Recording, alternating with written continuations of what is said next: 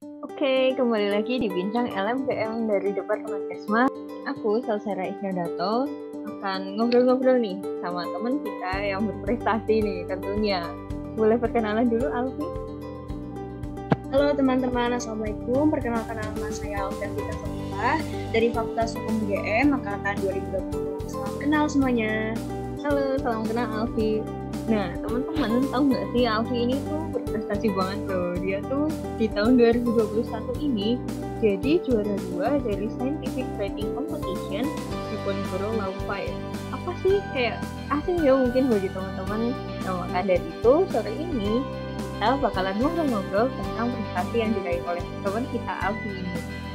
Oke, sebelumnya boleh tolong diceritakan tentang lomba atau perjalanannya sampai Alfi bisa dapat prestasi sekeren itu. Boleh Alfi? Oke, baik. Iya, ini terlalu menyanjung ya, mohon maaf.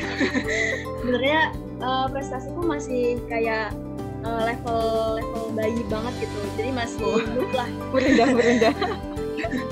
Jadi awal perjalanan aku itu pertama kali karena memang di EVA membuka pendaftaran karya tulis ilmiah kan. Nah, waktu itu aku coba ikut cari tim dan akhirnya dapet yang mana mereka juga sama-sama tertarik nih untuk ikut.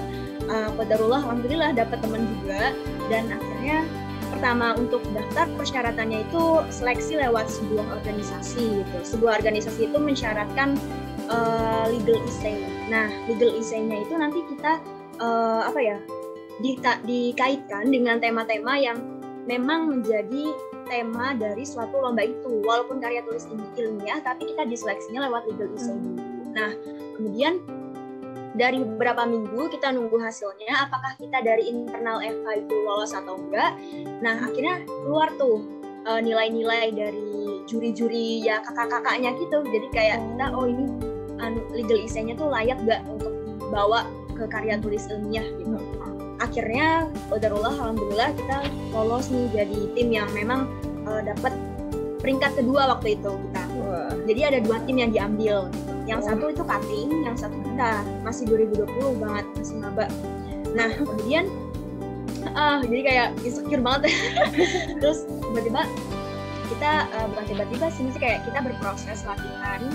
Kita ubah legal essay itu jadi karya tulis ilmiah yang mana memang struggle banget bagi kita yang memang belum menempuh penulisan hukum, belum tahu metode penelitian itu apa aja sebenarnya.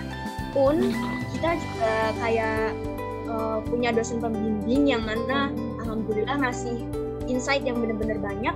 Waktu itu kita juga dilatih presentasi, kita dilatih wawancara yang baik dan benar itu bagaimana, kita dilatih untuk brainstorming tiap hari. Dan ya memang kadang gimana ya, kita udah ngerasa ya Allah kenapa sih kita ikut, malah kan di tengah jalan kita tuh nyesel gitu, aduh ya Allah kok ya. Dan akhirnya tapi kita udah kayak dapet pengalaman, alhamdulillah udah seneng banget. Dan akhirnya ekspektasi kita itu sebenarnya lolos internal pun udah alhamdulillah gitu, karena kita saingannya cutting gitu ya. Terus alhamdulillah waktu kita submit berkas itu pun mepet deadline banget karena kesalahannya kita nggak brainstorming 2 hari gitu. Jadi kayak kita brainstormingnya itu cuma kayak ini kita mau meet ya, ya, terus kita lupa gitu. Timku kayak gitu. Jadi kayak pas mau deadline, kita belum ini, baru kita langsung kerjain tuh bareng-bareng gitu. Terus akhirnya kita udah submit, beberapa minggu kita nunggu pengumuman, kita alhamdulillah masuk 5 besar. 5 besar ini nanti jadi finalis untuk presentasi. Nah, di presentasi ini nih mulai banyak drama lagi. karena yang pertama kita tuh masih kayak presentasinya masih standar anak-anak kuliahan di dalam kelas gitu, belum standar lomba. PPT banyak revisi, kemudian kita juga attitude dalam presentasinya masih kayak mahasiswa sama dosen, belum memukau gitu ya, masih harus dari nol banget gitu. Kita bener-bener kayak pesimis gitu, presentasinya gimana ya, tapi kita coba untuk selalu ngertiin satu sama lain sebenarnya kalian itu kurang-kurangnya gimana. Kita juga coba untuk saling mengerti nih, kamu nih kemarin kan katanya kurang gini kata pelatih. Emang ada pelatih yang kakak-kakak kita ada pelatihnya. Iya betul. Terus kita dikasih tahu attitude-nya yang presentasi yang baik dan benar itu bagaimana, kemudian cara menghadapi pertanyaan juri yang kadang out of the box itu gimana gitu. Akhirnya H-1 ini agak lucu juga ya karena itu kita baru diwajibkan ke Jogja gitu. Dan pada waktu itu sebenarnya saya sendiri tuh nggak boleh ke Jogja karena mungkin pandemi sebelumnya kan. Terus tapi karena memang kita kurang banget gitu, karena kita memang presentasinya banyak yang revisi, kita harus bener-bener kompakinya tuh di Jogja. Dan H-1 malamnya mau lomba besok, kita baru ngompaknya itu di malam hari. Sampai jam 2 pagi kita brainstorming bareng-bareng presentasi. Gimana itu kampus? Aduh. Iya bener, enggak, waktu itu di kosnya temen, kita bertiga ngumpul di situ. Terus kita kayak gimana ya, kayak ngulik pertanyaan-pertanyaan semuanya yang kita pernah gagal jawab, kita coba cari jawabannya. Dan akhirnya pas presentasi kita udah lah deh, pokoknya kita udah pokoknya udah plan A plan B udah kita lakuin gitu ya.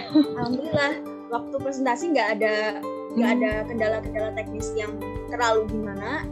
Sinyal pun kebetulan pas itu lancar. Nggak tahu alhamdulillah. Pas capek-capeknya gitu nggak tidur sampai jam 2, padahal kan harusnya kalau misalnya mau presentasi istirahat cukup gitu, tapi kita enggak. Alhamdulillah, jadi pas presentasi kita dapat waktu terakhir, paling terakhir nomor 5 itu udah siang, kita udah capek dan akhirnya tapi hasilnya nggak mengecewakan alhamdulillah waktu itu. Singkatnya begitu.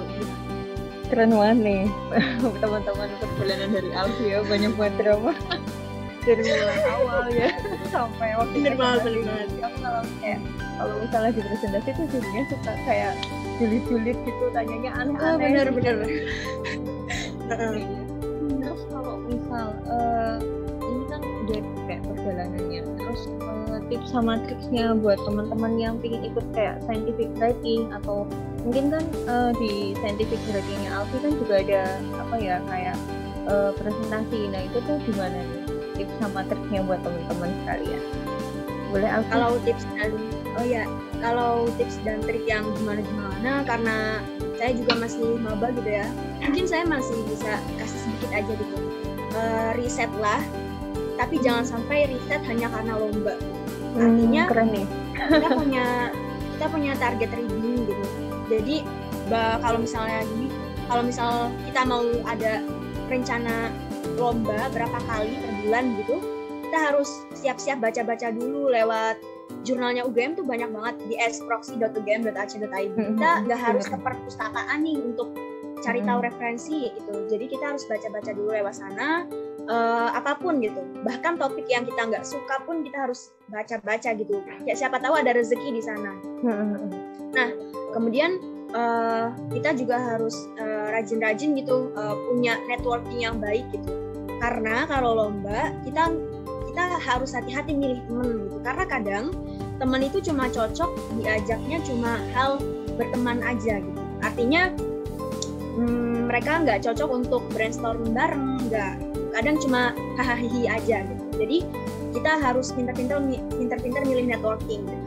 Entah itu kita dapat dari teman kelompok di kelas, entah itu kita dapat dari organisasi gitu. Jadi mungkin kita harus semangat dan hati-hati gitu cari teman gitu untuk dalam hal lomba.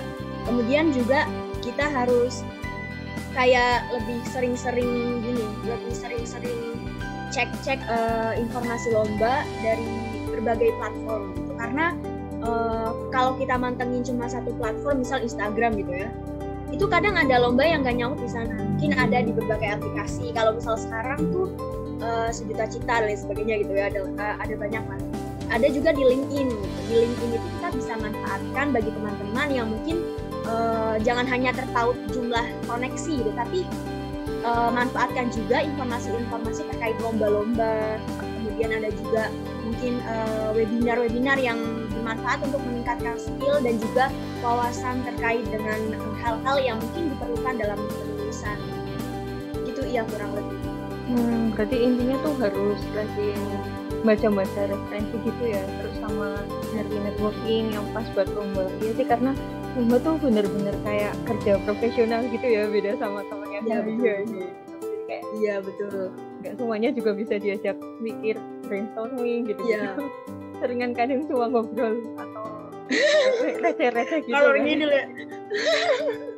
Terus kalau Iya misalnya betul. Betul banget. baca-baca referensi gitu kan juga lumayan nguras waktu ya, Alfi.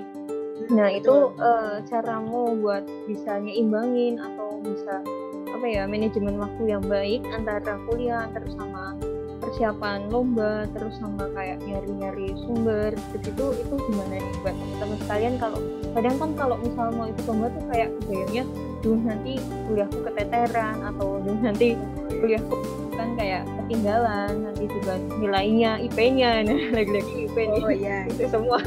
Nah itu gimana tuh kalau dari aku sendiri?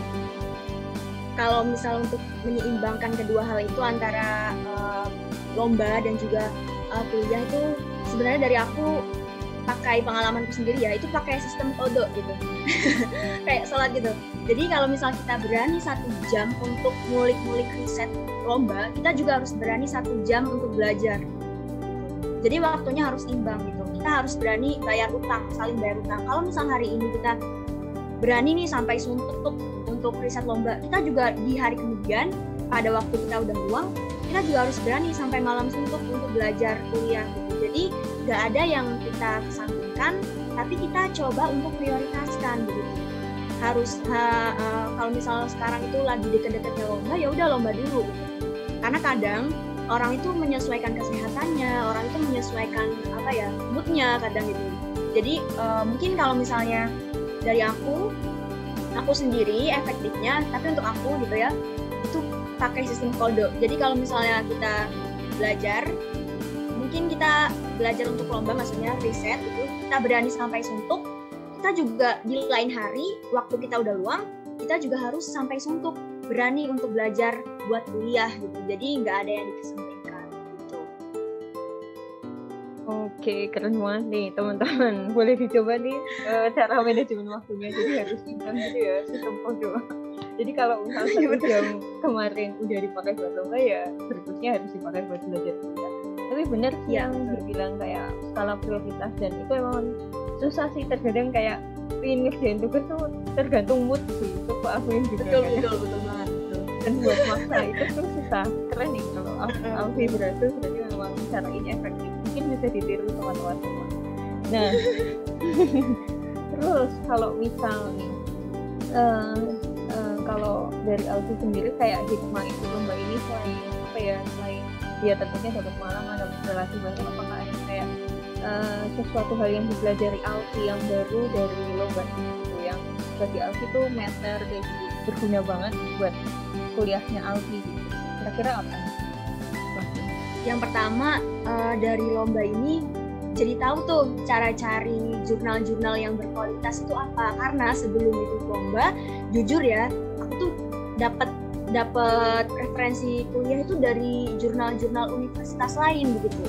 Tapi dari lomba aku jadi tahu jurnal mana, bahkan jurnal dari kampus internasional gitu.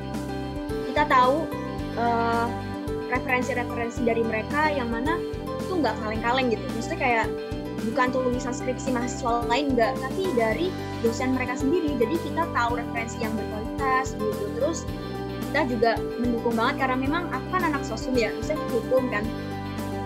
Jadi banyak sekali kuliah-kuliah itu tentang penulisan. Nah, itu ngebantu banget kalau misalnya kita udah di lomba, kita ya berarti pada waktu kuliah udah tahu nih alurnya dalam menulis tuh kayak apa gitu, yang benar gitu, yang sesuai standar, bukan sesuai standar dari kita tapi dari luar gitu. Kemudian kita juga tahu nih cara nentuin manajemen waktunya, karena gimana ya, kadang kalau misal dari lomba kita yang sebelum ikut lomba sama kita yang setelah ikut lomba itu beda. Kalau aku pribadi ngerasain, kalau sebelum ikut lomba rasanya tuh kayak kaum universitas rebahan Nusantara banget gitu. Tapi setelah lomba tuh kayak ada semacam power gitu di dalam diri kita, kayak oh masa kita lomba aja dijabanin gitu, tapi kuliah kok enggak. Jadi kayak ada dorongan yang lain gitu untuk kuliah itu sendiri. Dan terutama yang paling bermanfaat dari aku, kan lomba itu kan ada presentasinya. Nah itu tuh ngebantu kita banget karena beda banget antara attitude presentasi untuk kelas biasa dan juga attitude presentasi untuk lomba.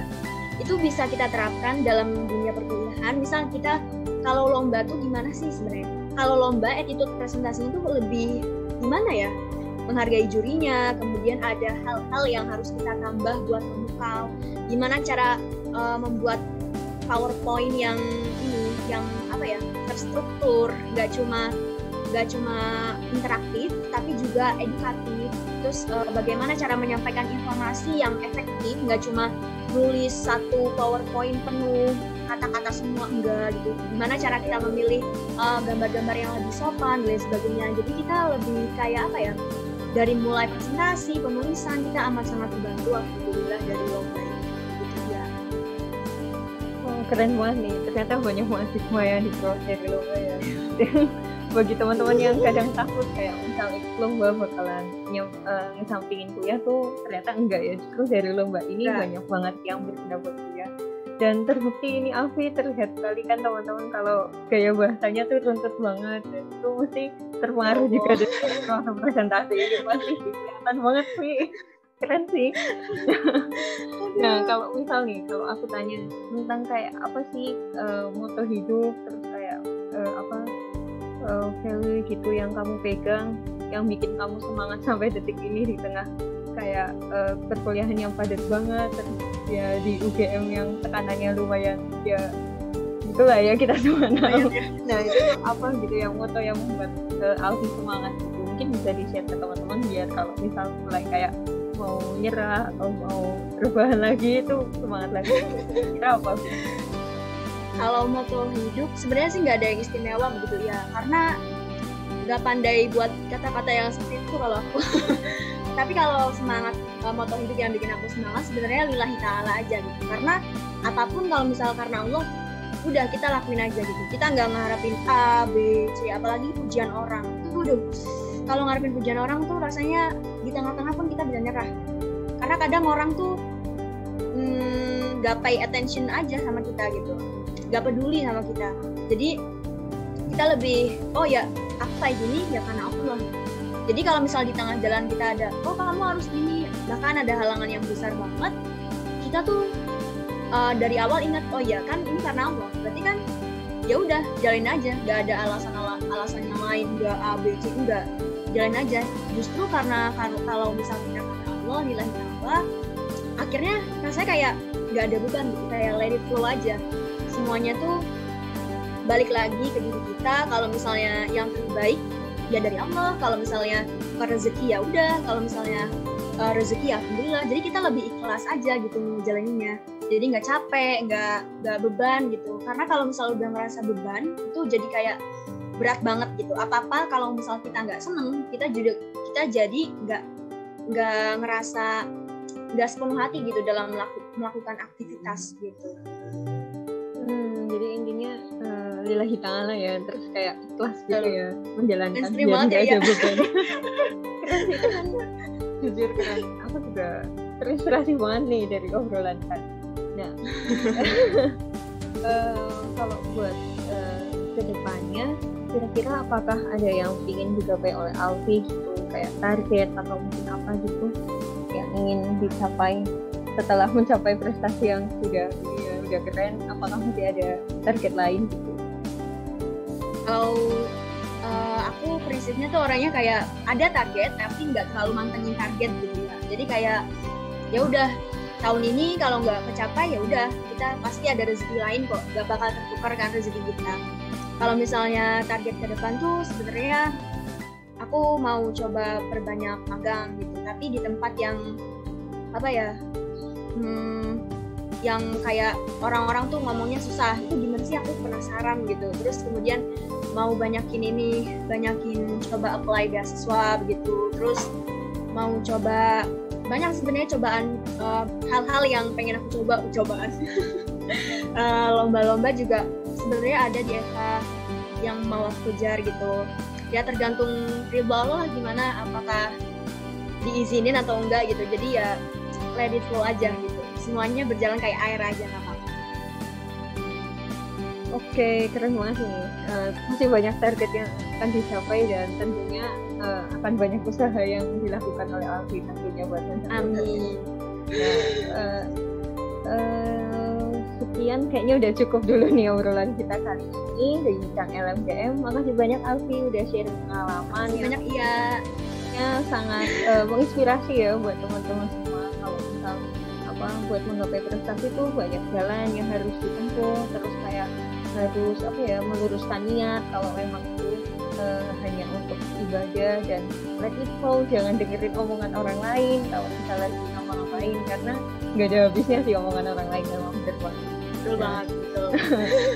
Terima kasih banyak Alfi udah mau sharing di Bincang LMDM kali ini, dan itu sampai akhirnya talk dari Kesma 2020 untuk Bincang LMDM kali ini. Sampai ketemu di perbincangan selanjutnya. Dadah.